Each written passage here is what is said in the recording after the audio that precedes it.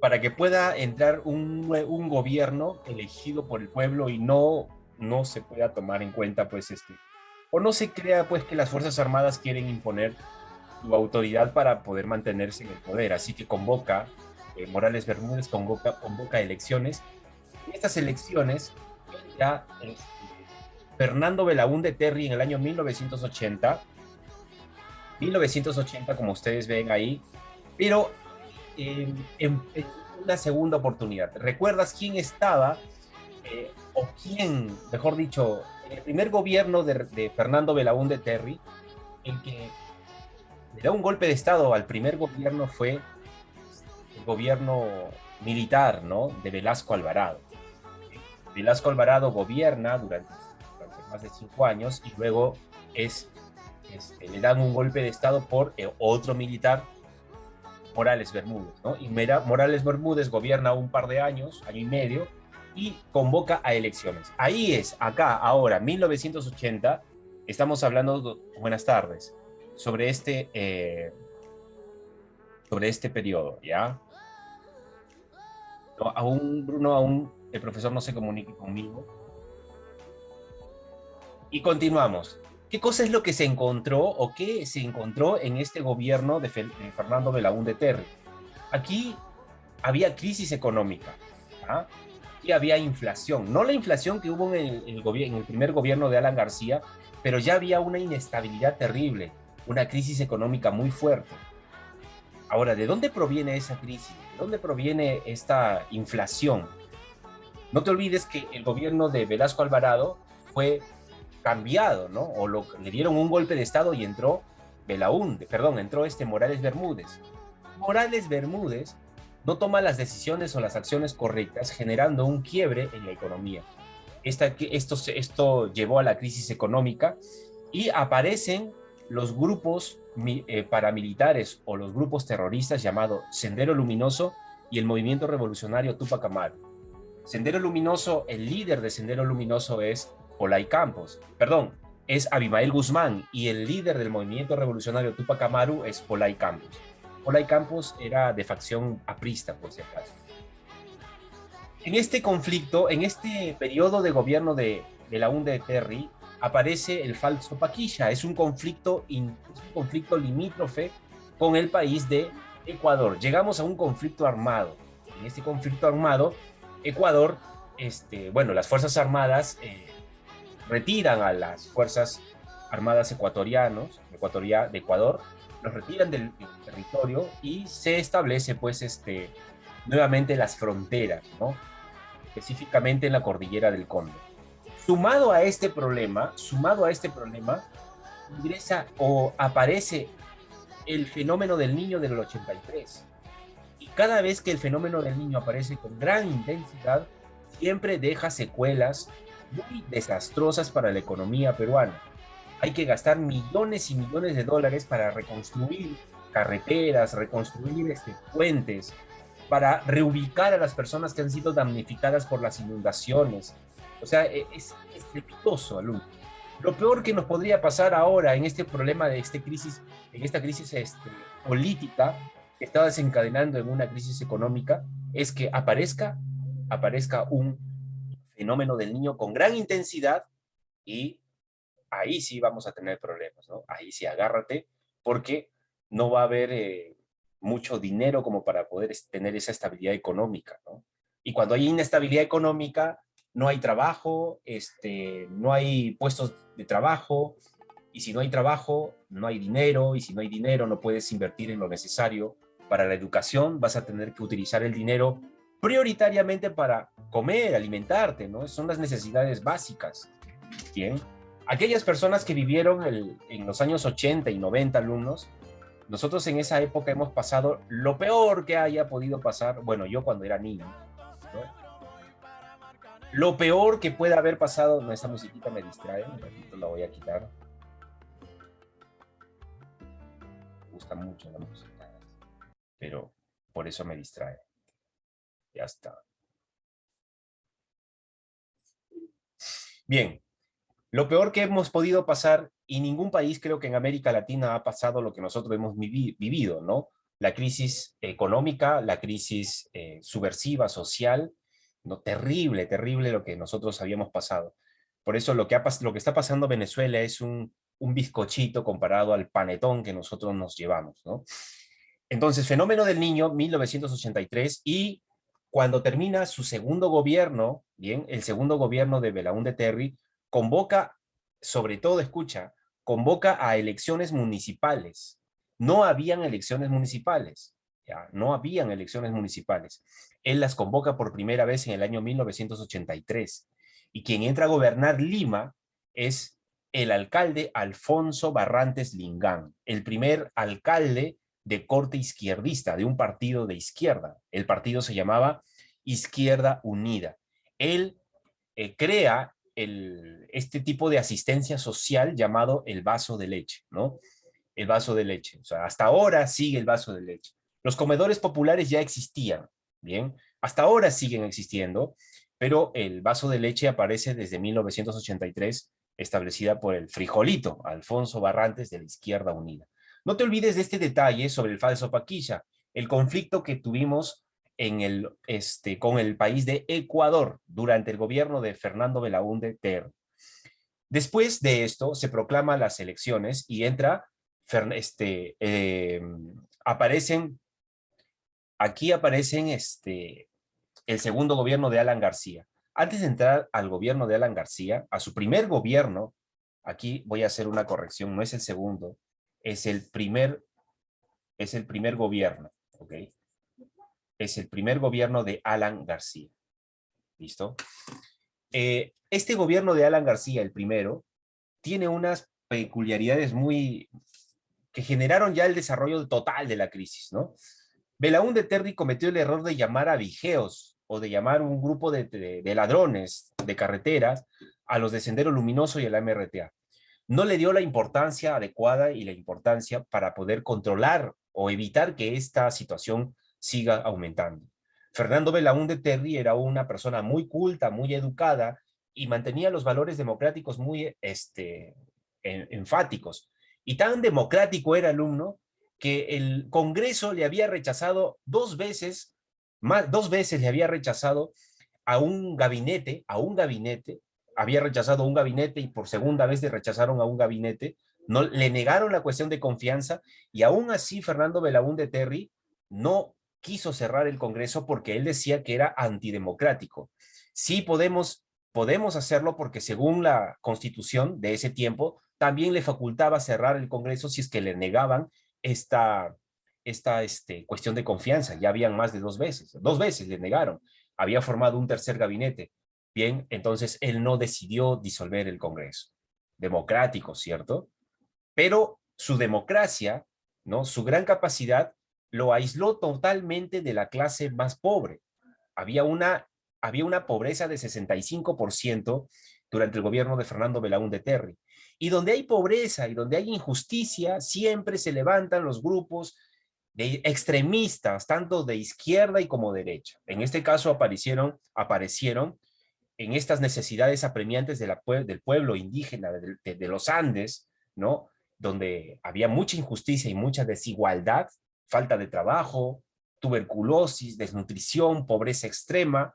En esta situación aparece Sendero Luminoso y el MRTA eh, captando, captando integrantes que venían de estos pueblos muy deteriorados por la pobreza, llevando a sus filas a estos movimientos. Y el movimiento empezó a crecer, a crecer, a crecer. ¿Por qué? Porque veían que el Estado solamente mejoraba a un sector, pero no a todos, ¿no? Y es así como se desarrolla y se fortalece Sendero Luminoso y el MRTA.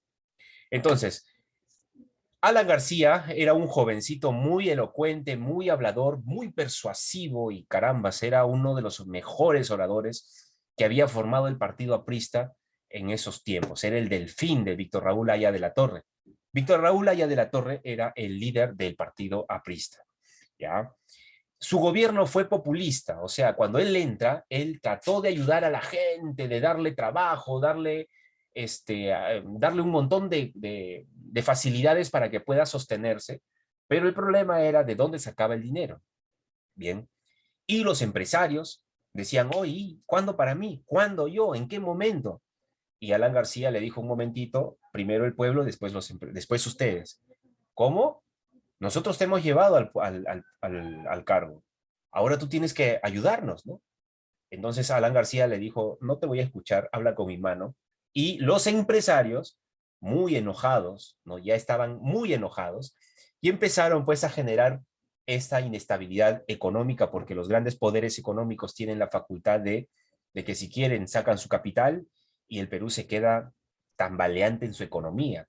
Bien, por eso que el Perú es el único país, creo, en el mundo que ha permitido que los grandes empresarios manejen la política asustando con la economía.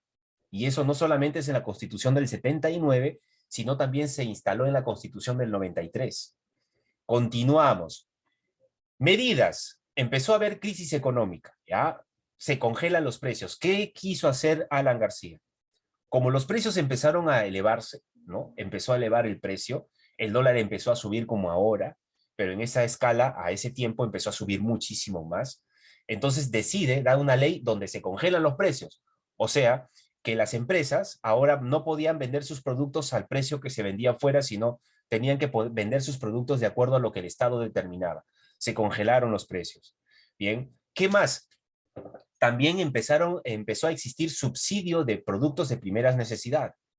Por ejemplo, empezó a subsidiar el arroz, el azúcar. ¿Por qué? Porque el precio del arroz, el precio del azúcar se incrementó terriblemente, ¿no? El petróleo también se incrementó el precio. ¿Y qué hizo el Estado peruano? Subsidiar también el precio del petróleo, o sea, del combustible. Ahora, ¿de dónde sacaba dinero para esto? Ya no había dinero, se había tirado todo el dinero tratando de ayudar a la población en asistencias sociales y ya no había una caja de ahorro que contenga esa crisis. ¿Y qué cosa hizo? Empezó a imprimir billetes, ¿no? A imprimir billetes, a imprimir. La maquinita se puso en funcionamiento y empezó a imprimir demasiados billetes, generando un forado muy terrible en la economía. Como ya no había plata, entonces Alan García decide solamente pagar el 10% de la deuda externa al Fondo Monetario Internacional. El Perú había pedido muchos préstamos, entonces tenía que pagar los préstamos con los intereses, pero ya no había dinero. De todo el préstamo que tenía, de todo lo que tenía que pagar mensual, solamente pagaba el 10%. ¿Cuál fue la consecuencia? Se aisló económicamente al Perú. ¿Por qué? Porque fue considerado un país moroso, un país deudor que no paga sus deudas. Señores, nadie le preste dinero a este país porque este país no paga. Así quedó. Como no había dinero, otra medida completamente tirada de los pueblos fue nacionalizar o estatizar los bancos. A eso se le llama estatización de la banca, ¿ya? Estatización de la banca. En esa situación ya la crisis económica había llegado ya a escalas mayores. La inflación, los precios empezaron a subir de tal forma que ya la inflación llegó no a 200%, no a 800%, en comparación a nuestra inflación que tenemos en estos años, que es el 2 al 3% o 4%. En ese tiempo, antes de que se dispare la inflación, llegamos a 200, 500, 800% de inflación. Y la inflación es terrible. ¿Por qué hay inflación? Cuando sube los precios de los productos de primera necesidad. Para rematar, ¿no? Como castigo de Dios, como el azote de Dios al Perú, aparece Sendero Luminoso y el MRTA con gran fuerza y empezaron a generar atentados, ¿no? Y la hiperinflación llegó, ¿sabes a cuánto llegó? A 2 millones% de hiperinflación. ¿Qué país podía soportar esa hiperinflación? Alumnos, tus abuelos sobre todo, ¿no? Yo era muy niño, tus padres cuando eran niños también, ellos vivieron esa situación, ¿no? Donde el papá tenía que buscar arroz, azúcar y tenía que, como tipo delincuente, buscar el mercado negro y traficar, ¿no? Y buscar a los que vendían por ahí por lo bajo para poder comprar y lo compraban a un precio enorme para que la familia coma. La leche, no había leche, alumnos, no había leche, todo era por lo bajo. Y cuando se vende un producto por lo bajo, el precio aumenta terriblemente, ¿no? Alan García, eh, Alan García aquí se genera un problema y al final de cuentas se da pues la convocatoria de elecciones y entra Alberto Fujimori, ¿no? Alberto Fujimori entra entra en campaña con un partido político llamado Cambio 90, ¿ya?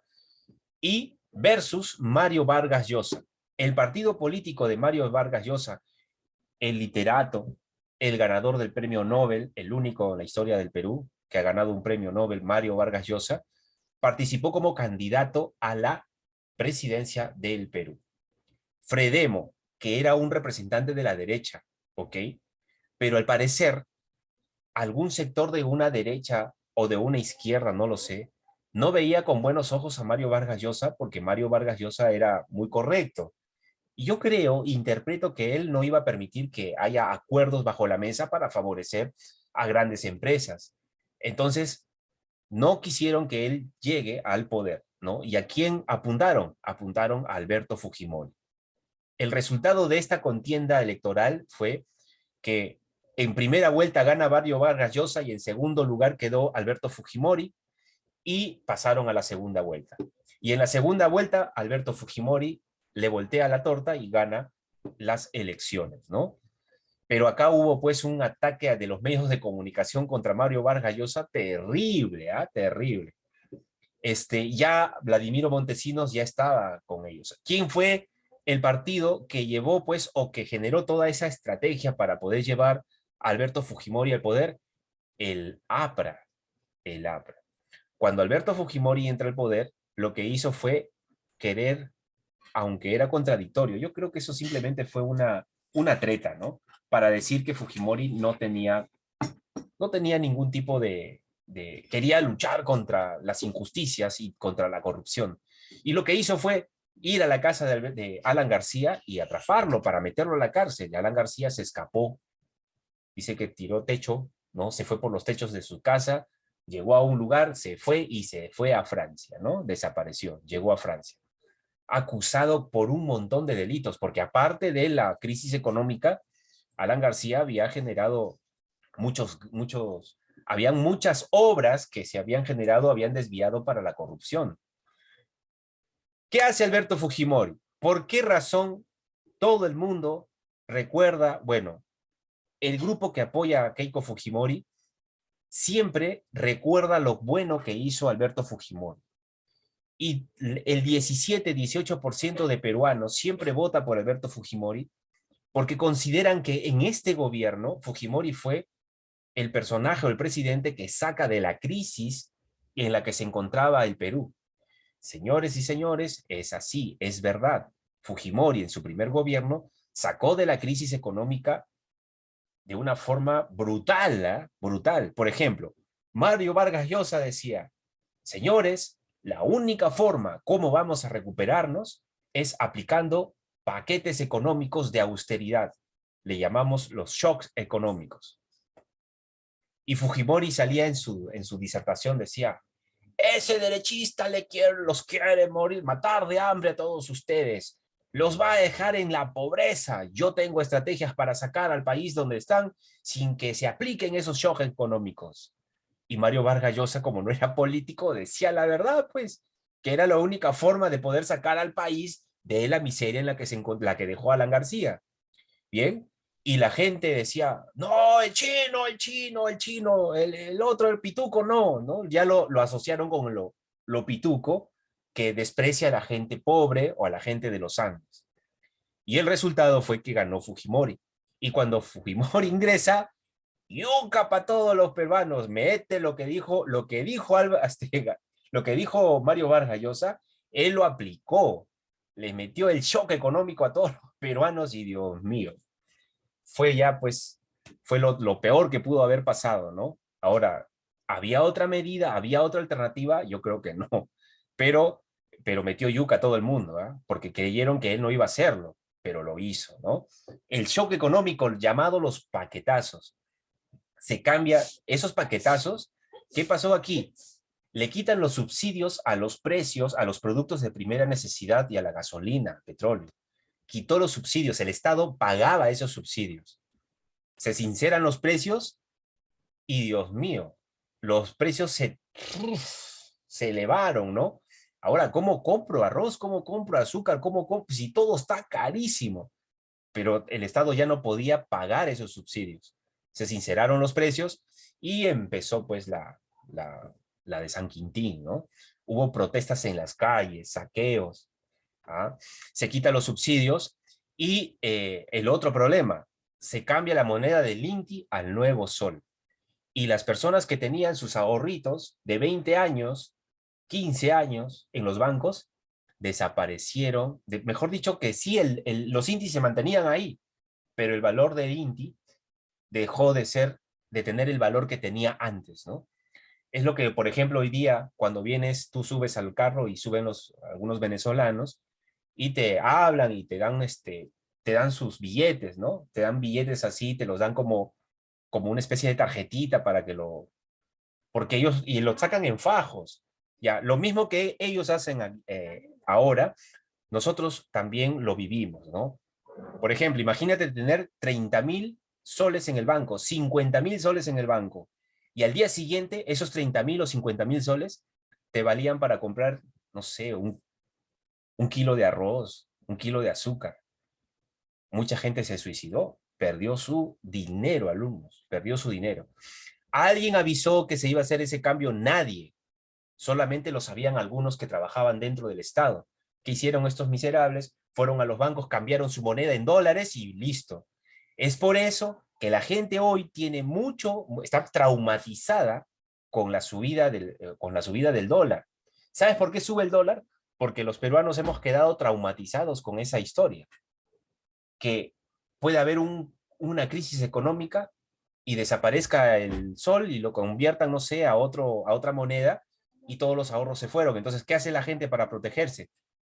Cambia su dinero de soles, lo cambia en dólares, ¿no? En cambio, si ya tienes tu dinero en dólares, hacen cualquier avería, cualquier cambio, tu dinero está protegido.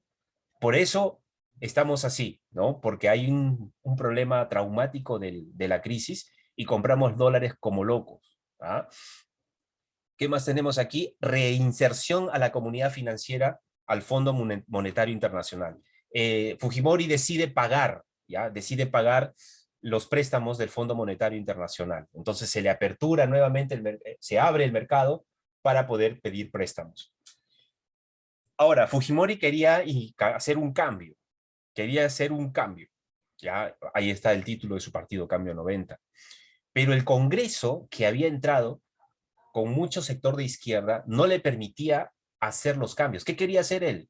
Él quería vender las empresas estatales porque decía que las empresas estatales generaban un gasto terrible, un gasto demasiado fuerte para las arcas fiscales peruanas. Entonces se quería liberar de esas empresas que le generaban gastos para venderlas, ¿no? Pero como eso estaba en la Constitución, estaba prohibido en la Constitución porque la Constitución determinaba que estos recursos eran del Estado. Entonces él quería cambiar la Constitución, pero el Congreso no le permitía. Entonces, ¿qué hace el chino? Otra vez yuca para todo y metió la yuca hasta el fondo, alumnos. ¿Sabes por qué? Porque se da el autogolpe, un autogolpe. O sea, Hugo Chávez aprendió de su maestro Fujimori, Alberto Fujimori. ¿Ya? Lo que hizo a Hugo Chávez lo aprendió de Alberto Fujimori, ¿sabías tú, no? Él también se hace esa situación, también se da un golpe de Estado, Hugo Chávez. Pero ¿por qué se hizo el golpe de Estado? Porque necesitaba disolver al Congreso. ¿Ah? Lo podía disolver con esas herramientas que el día de hoy quieren sacar a los presidentes. No lo podía, porque tenía un Congreso que era oposición. ¿Ah? Era oposición. Entonces, él habla con las Fuerzas Armadas y le dice, mire hermanito, ustedes van a entrar al Palacio de Gobierno, ¿ya? Y me van a obligar a mí a firmar la renuncia. Ustedes me están dando el golpe de Estado. Preparó toda esa treta. Entonces las Fuerzas Armadas dijeron, sí, señor, lo vamos a hacer, y entran a Palacio de Gobierno con sus tanques y obligan a Alberto Fujimori a renunciar. Fujimori renuncia y cuando firma la renuncia, adiós Congreso. El Congreso también se disuelve automáticamente. ¿Ah? Y las Fuerzas Armadas, ¿qué hicieron? Convocan a elecciones y Alberto Fujimori entra a las elecciones. Entra como candidato. y se enfrenta a Pérez de Cuéllar, que es un diplomático muy reconocido a nivel internacional, y Alberto Fujimori, obvio, ¿quién crees que iba a ganar, no? Si, como el día de hoy, la gente dice, Congreso corrupto, miserable, unas ratas, siguen trabajando para sus intereses, todos son iguales, cierren el Congreso ya. Esa percepción no ha cambiado hasta el día de hoy. Y cuando Fujimori cerró el Congreso, todos decían, chino, chino, chino, todos apoyaron esa obra, apoyaron esa decisión de cerrar el Congreso. Entonces, cierran el Congreso y Fujimori empieza a gobernar, ¿no? Pero dice la presión internacional cuando le dijeron tienes que nombrar a un Congreso, ¿no? Y Fujimori, ya en el poder, nombra un Congreso constituyente. Convoca un Congreso constituyente. ¿Para qué? Oye, ¿qué? ¿El Congreso constituyente cuál es la función? La función de un Congreso constituyente, como dice el nombre, es crear una nueva constitución. Y esa fue la forma como se creó la Constitución del 93. Ahí está. Disolución del Congreso, autogolpe, y se convoca un Congreso Constituyente y se crea la Constitución del 93. ¿Ya? ¿Qué decía la Constitución del 93? Cambió todo el aspecto económico. La gran mayoría de los artículos de la economía las cambió en la Constitución del 79, en la Constitución del 93.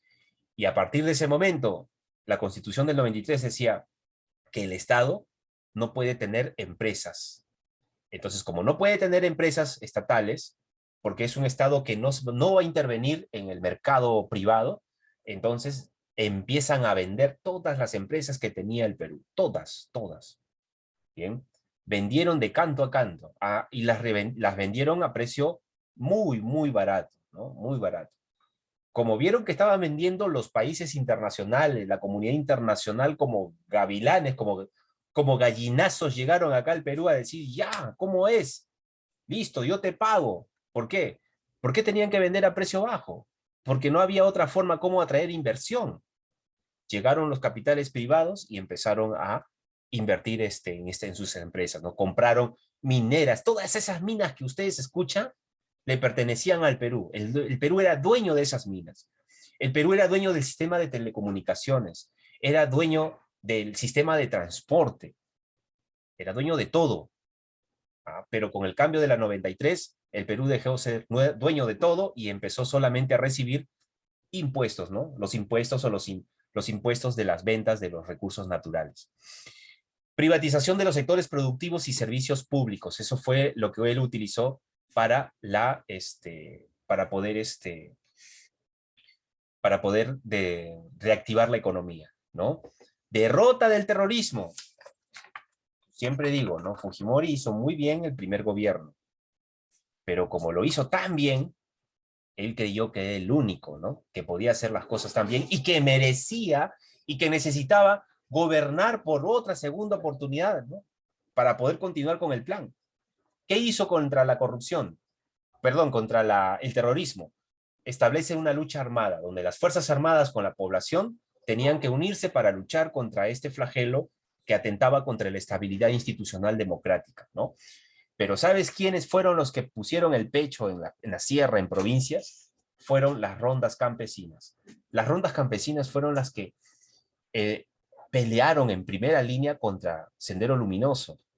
¿Qué hacía el Estado? Les entregaba escopetas para matar patos, para que se defiendan. ¿Por qué? Porque los ronderos alumnos eran asesinados como pollos. Venían los terroristas con ametralladoras, con armas y los destrozaban. ¿Cómo se iban a poder defender con picos, con palos? No podían, tenían que el Estado empezó a darles armas, ¿no? Para que se defiendan. Al final ellos fueron los que sucumbieron o los que enfrentaron al terrorismo de forma directa, ¿ya? Pero la población también se vio envuelta en conflictos, porque estaba el terrorismo y las Fuerzas Armadas. El terrorismo entraba, o Sendero Luminoso y la MRTA entraba a un pueblo y amenazaba a los pobladores que si apoyaban a las Fuerzas Armadas, ellos iban a regresar y los iban a matar. ¿Qué hacía el pueblo? Cuando venían las Fuerzas Armadas, no querían prestar ayuda. Y las Fuerzas Armadas creían que aquí habían terrucos, ¿no? Y cuando sí habían historias donde entraba un pelotón de soldados a un pueblo y luego eran masacrados en la noche. ¿Por qué? Porque dentro de la población habían senderistas o senderistas encubiertos y atacaban a los soldados y los mataban. Se iban los senderistas, llegaba la fuerza militar y cogían a los pobladores y los acusaban de terrucos y los mataban, los asesinaban, pero antes los torturaban, ¿no? Y después de torturarlos, buscaban dónde estaban y al final ya se habían ido. ¿Y qué hacían después de matarlos? Los enterraban, ¿no? Y así la población civil fue muy afectada en esta lucha armada que tuvimos en nuestro país. La Policía Nacional o el Servicio de Inteligencia captura al líder Abimael Guzmán, líder del Sendero Luminoso. Él estaba en una casa de Miraflores. Ahí estaba, y el Servicio de Inteligencia ya lo había detectado, ¿no? El servicio de inteligencia se hacía pasar por panaderos, se hacían pasar por recogedores de basura. Alumno, cuando había una mujer que sacaba los restos de basura, llegaban los recogedores de basura y eran los de la policía. Le hacían un examen alucinante a todo papelito que salía, incluso hasta los papeles del baño. Y ahí es como ellos se enteran que habían fármacos que eran utilizados para la psoriasis. Y sacaron la información, ¿no? Abimael Guzmán sufre de psoriasis y tomaba medicinas para ello, ¿no? Al final lo capturan y empieza a haber una captura masiva de líderes de Sendero Luminoso. Y como consecuencia, ¿qué pasó? Los grupos terroristas empiezan a disminuir su intensidad, ¿no? Ya no hay terrorismo en Lima, ya disminuye el terrorismo y las inversiones empiezan a llegar con mayor rapidez. ¿Por qué? Porque ya se había pacificado de alguna forma al Perú. Sendero Luminoso y el MRTA dejó de activar, de colocar bombas o coches bombas, ¿no? Dinamitar comisarías, dinamitar centros comerciales. Ya no había eso. Y en ese periodo de lucha contra el terrorismo aparece la guerra del CENEPA, ¿ya? Recuerda, el falso Paquilla es durante el gobierno de Belaúnde Terry, segundo gobierno de Belaúnde Terry con Ecuador. Y en la guerra del CENEPA también tuvimos otro conflicto con el Ecuador.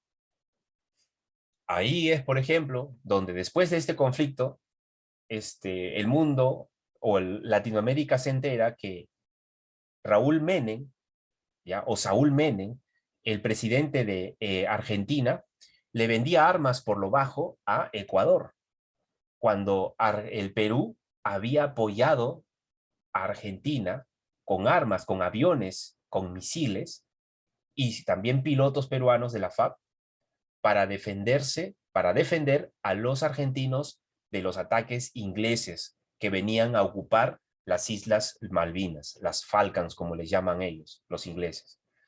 Argentina tuvo un conflicto armado con Inglaterra.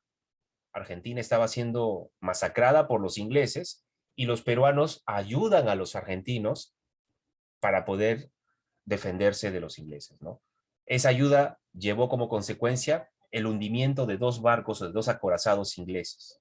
Pero no fue una ayuda pública, sino fue por lo bajo, todo por lo bajo. Todo por lo bajo. Bien, entonces, la guerra del CENEPA acá se da, el fin de la guerra se da después de un conflicto armado.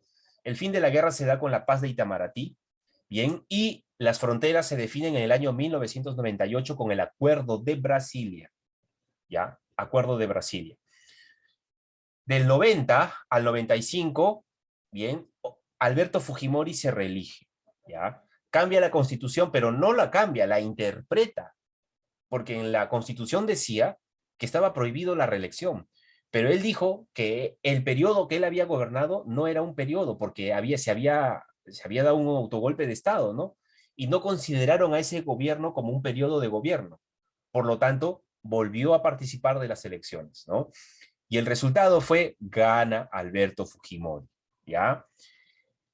Y en este gobierno del 95 ya empieza pues la perturbación, la malicia, ¿no? Ya se da cuenta que puede robar dinero, que, uy, qué cosas no hizo Alberto Fujimori con el dinero.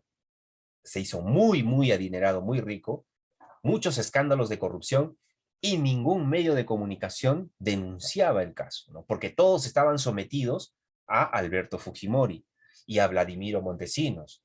Alberto Fujimori compraba a los canales de televisión con 3 o 4 millones de dólares, compraba a los congresistas, así como el día de hoy están buscando congresistas que puedan votar a favor de la moción para la vacancia de Pedro Castillo, están esperando, ¿no?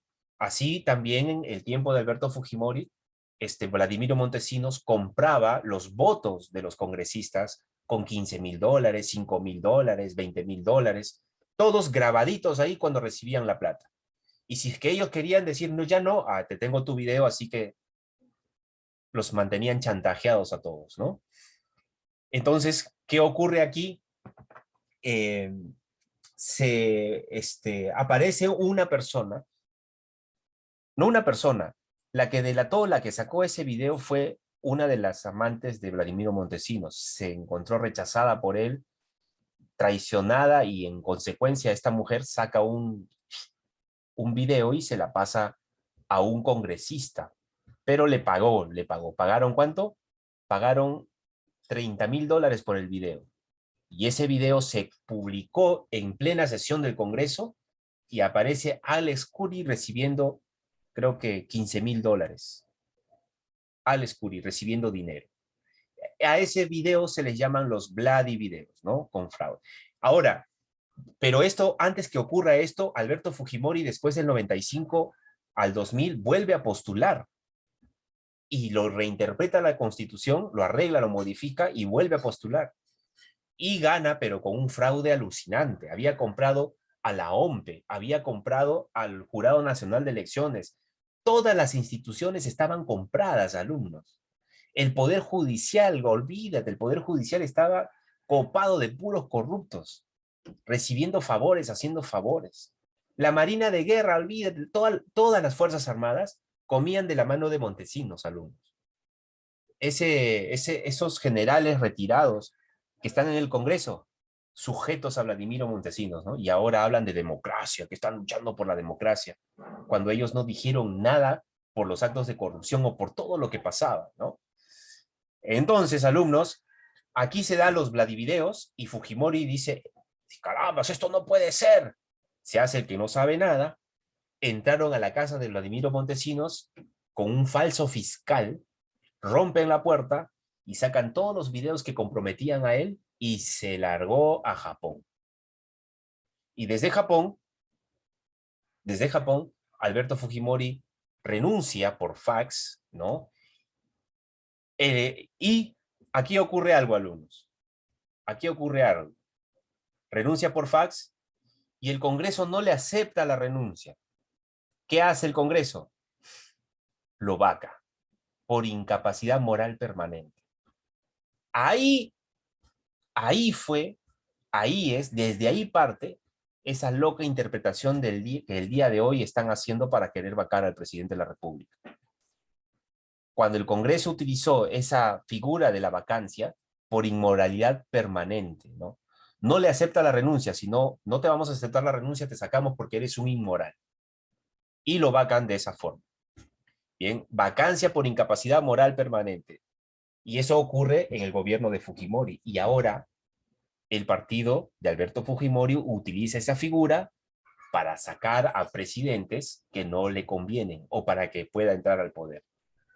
El partido fujimorista es el responsable, junto con los otros partidos políticos, de plantear la vacancia. Ya sacaron a 2 presidentes, ¿ya? Están por el tercer presidente y esto está generando una inestabilidad política, ¿no? Terrible.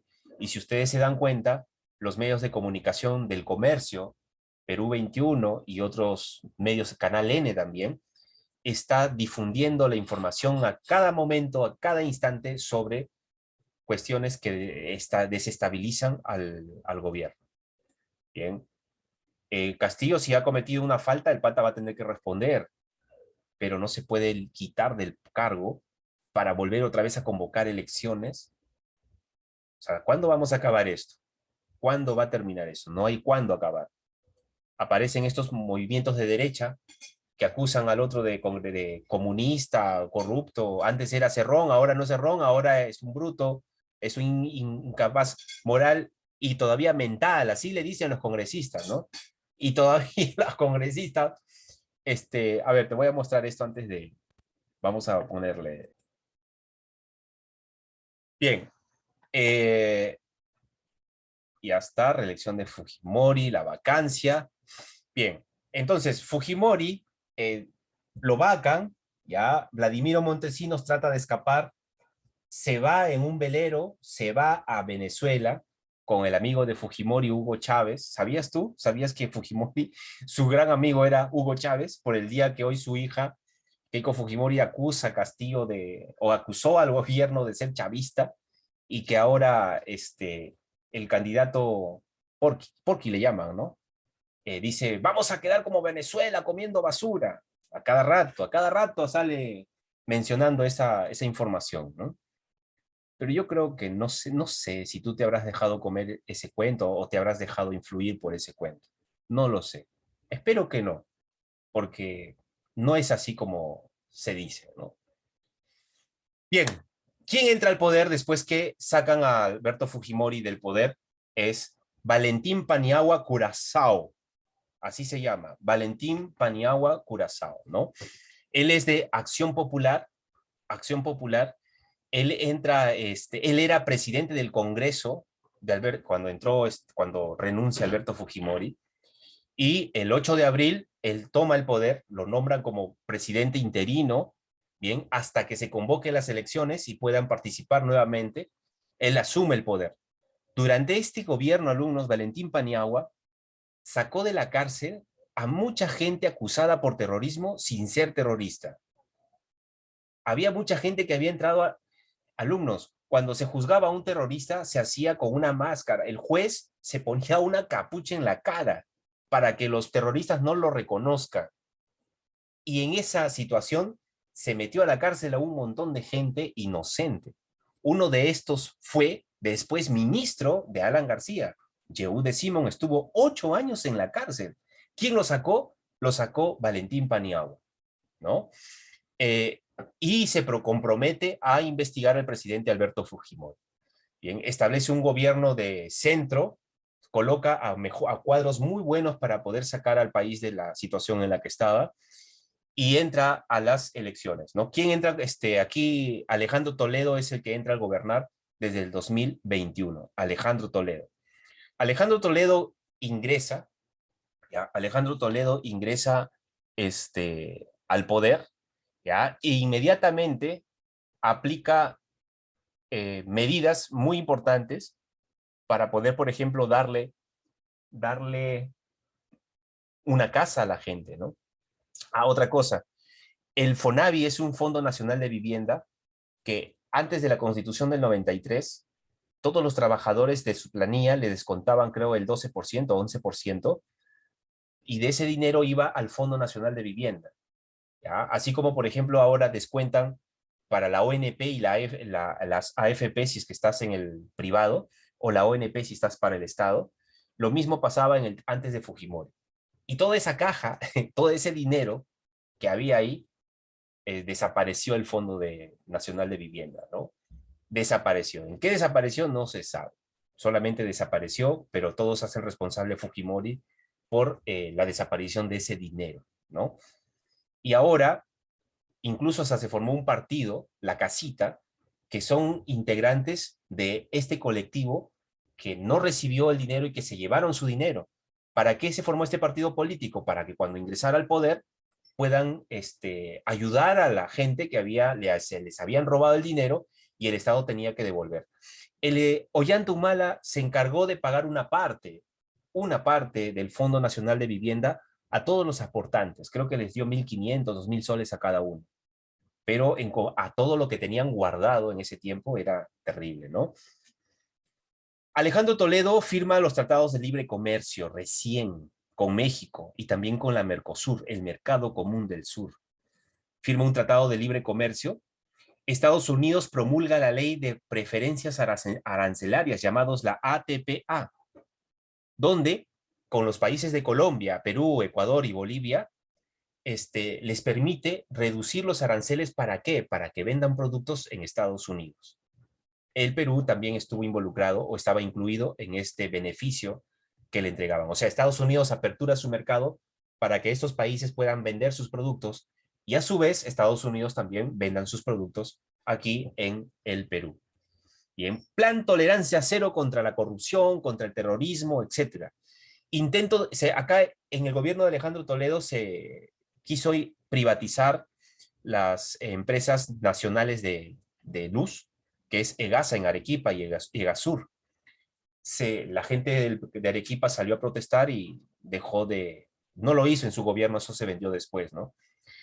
Se desarrolla el CADE en Chiclayo, que es una reunión de todos los grandes empresarios, y esto es importantísimo, alumnos, la suscripción del acuerdo nacional. Suscripción del acuerdo nacional. Ya todos los partidos políticos se comprometieron a no hacer cambios en las cuestiones económicas para que haya continuidad. Muy bien. Bien, chicos, vamos a parar aquí.